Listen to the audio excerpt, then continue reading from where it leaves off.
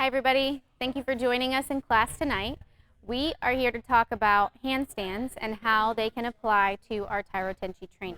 Handstands give you the ability to understand your body and to have strength, balance, coordination, to be able to not be overpowered in the event of a confrontation. So there are several applications that we can use within our training for this actual technique if it's performed properly.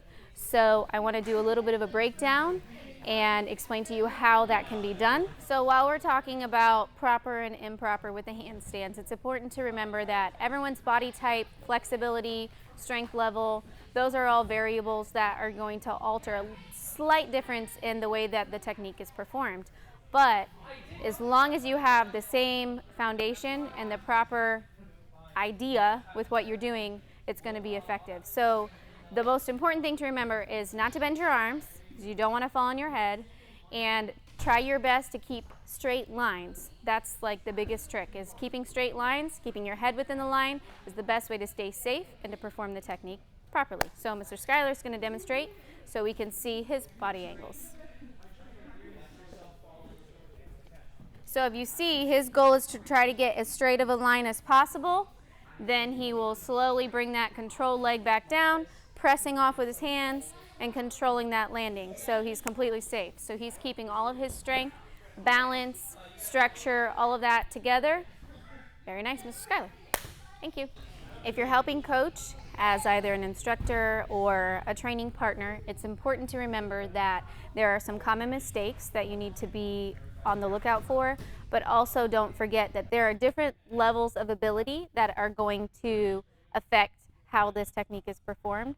So I'm going to use Mr. Silas here as an example to show at the beginner level when they're just learning the skill and some of the tendencies that happen that's important to look out for to avoid injury and to make sure that you're teaching the skill properly. All right, Mr. Silas, you ready? Okay, let's go ahead and do your handstand. I'm just going to hold you when you get kicked up. Okay, very good. Not so bad. Okay, step back down.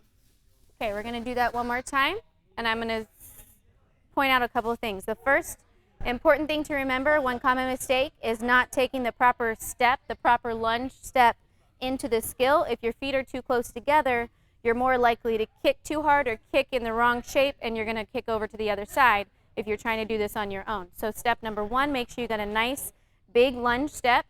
Step number two, make sure that your hands are reaching out as far as you can. Remember what I said about those straight lines. That helps keep your head safe and keep all your angles straight.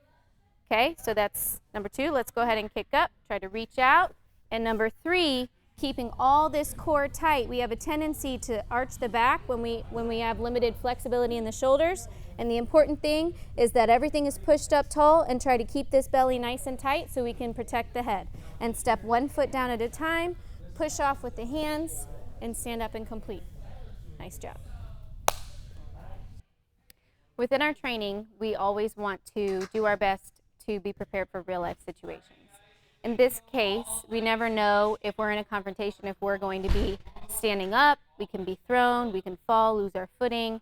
So the important thing to do is make sure that we're training as much as possible in all of these scenarios. So this is a drill that we do within our warm-ups and our training in class to simulate a real-world situation where you might be upright, going to upside down, to being thrown, falling, and doing a proper front fall. So this is an application that we use for our handstands.